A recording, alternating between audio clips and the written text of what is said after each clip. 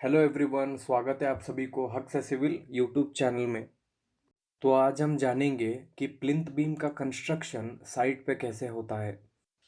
Plinth beam को construct करने से पहले हमें कॉलम टू कॉलम जो मिट्टी बीच में आ रही है उसको निकाल के हमको साइड में करना चाहिए, ताकि प्लिंथ बीम का कंस्ट्रक्शन आसान हो सके और प्लिंथ बीम का डेप्थ हमको रिक्वायर्ड डेप्थ हमको मिल पाए।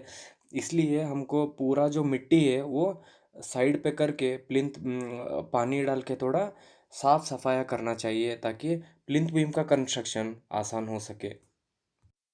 आप पिक्चर में देखिए हमने कैसे कॉलम टू कॉलम के बीच में जो मिट्टी आ रहा है उसको निकाल के साइड पे रखे हैं, ताकि हम हमें आसानी से प्लिंथ बीम को साइड पे रखने की जगह मिल पाए।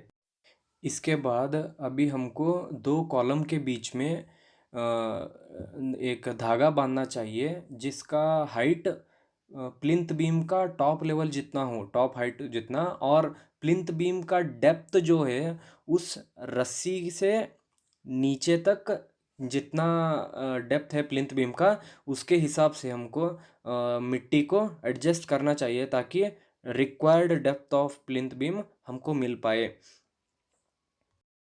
हमें मिट्टी को दबा के उसके ऊपर एग्रीगेट्स का लेयर डाल देना चाहिए, ताकि कंक्रीट जो कंक्रीट हम डालते हैं बाद में प्लिंथ बीम के लिए वो डायरेक्ट मिट्टी पे ना डाले। उसके बजाय वो एग्रीगेट्स नहीं तो ब्रिक्स का भी एक लेयर चल जाता है। हम इधर साइड पे एग्रीगेट्स का एक लेयर यूज़ किए हैं, ताकि कंक्रीट इसके ऊपर हम प्लेस कर सके। अच्छे से कॉम्पैक्ट करने के बाद हमको प्लिंथ बीम जो ऑलरेडी बन चुका है एज पर दी डायग्राम, हमको साइड पे लेके आके प्लेस कर देना चाहिए। बीम को साइड पे रखते वक्त हमको बहुत सारी डिफ़िकल्टीज़ का सामना करना पड़ सकता है। इसमें भी एक डिफ़िकल्टी आई थी हमारे साइट पे। वो है कि एक पीछे वाला एक फुटिंग है वो ग्राउंड लेवल से थोड़ा ऊपर हो गया था। जो आपको वीडियो में दिख रहा होगा, हमें प्लिंथ बीम प्लेस करने के लिए थोड़ा तकलीफ सहना पड़ा। तब तब हमने क्या किया, जो नीचे का बार्स है उसको थोड़ा बेंड करके, नीचे का बार है जो उसको वो कंक्रीट के अंदर से तो नहीं घुसा सकते, इसलिए नीचे का बार जो बेंड करके हमने वो कॉलम को अटैच किया है। आप वीडियो में देख सकते हैं। जो इंस्ट्रूमेंट हम यूज़ कर रहे हैं बार बेंड करने के लिए उसको हम लीवर कहते हैं। वो 60 बार्स का लीवर है जो अभी हमें बेंड करके एडजस्ट कर रहे हैं। हमें बार को बेंड तभी करना चाहिए जब फुटिंग का कंक्रीट थोड़ा ऊपर आ जाए और जो प्लिंथ बीम प्लेसमेंट में थोड़ा प्रॉब्लम हो जाए, तभी हमको ऐसा बार को बेंड करके कॉलम को एडजस्ट करना चाहिए। ये है जो फाइनल पिक्चर जिसमें प्लिंथ बीम को बेंड करके कॉलम को अटैच किया गया है, जिसमें फुटिंग कंक्रीट का थोड़ा हाइट है। अभी जो नेक्स्ट पिक्चर हमको दिख रहा है इसमें हमने प्लिंथ बीम के बार्स को बेंड नहीं किया है, ताकि बल्कि उसके बजाय हमने प्लिंथ बीम के बॉटम बार्स को उधर ही कट कर दिया है। हमने बेंड इसलिए नहीं किया है ताकि क्योंकि फुटिंग का कंक्रीट डेप्थ बहुत ही ज़्यादा है। अभी इस वीडियो में आपको बेंट अप बार का प्लेसमेंट दिखाई देगा। जब सारे प्लिंथ बीम के बार्स को हम प्लेस करते हैं तब शटरिंग और फॉर्म वर्क का काम स्टार्ट होता है। प्लाईवुड को हमें बीम के लेफ़्ट और राइट साइड में रखना चाहिए और प्रॉपर सपोर्ट्स देने स्टार्ट कर देना चाहिए, which is a part of shuttering work और फॉर्म वर्क। आप वीडियो में देख सकते हैं।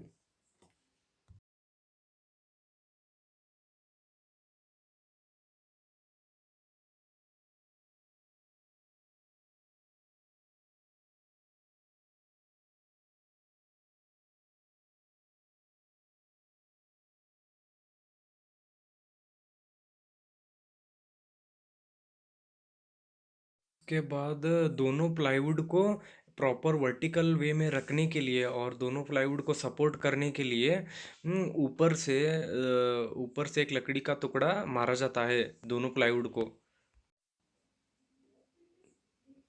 उसके बाद जो ग्रीन रस्सी आप देख रहे हैं वो दो कॉलमों के बीच में बांधा जाता है ताकि प्लाईवुड एक ही लाइन में प्रॉपर रह सके। देखिए आप जो वीडियो में देख सकते हैं,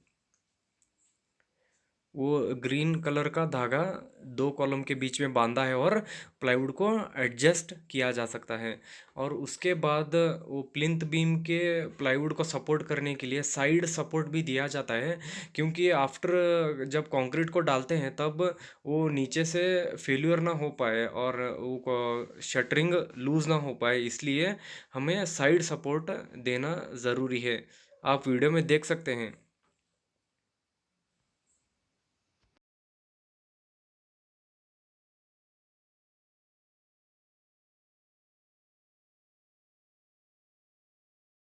कंप्लीट शटरिंग वर्क हमें कंक्रीट मिक्स करके कंक्रीट डालना चाहिए, पर उससे पहले कंक्रीट डालने से पहले हमको पानी से सभी शटरिंग और सेंटरिंग मटेरियल्स को पानी से थोड़ा वेट करना चाहिए पानी डाल कंक्रीट डालने से पहले।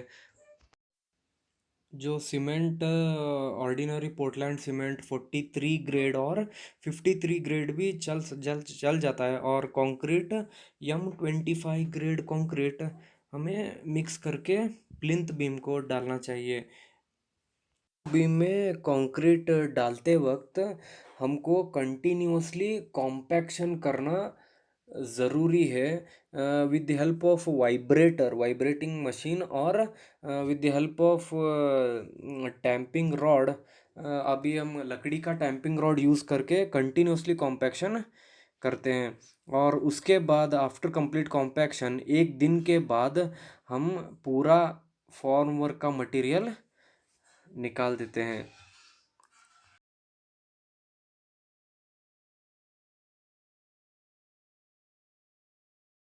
फॉर्म वर्क के प्लाईवुड निकालने के बाद आपका प्लिंथ बीम जो इस तरह से दिखेगा, this is the final plinth beam. And चलिए दोस्तों, आज के लिए सिर्फ इतना ही। अगर वीडियो अच्छा लगा है तो ज़रूर से लाइक शेयर और सब्सक्राइब कीजिए। हक से सिविल। जय हिंद।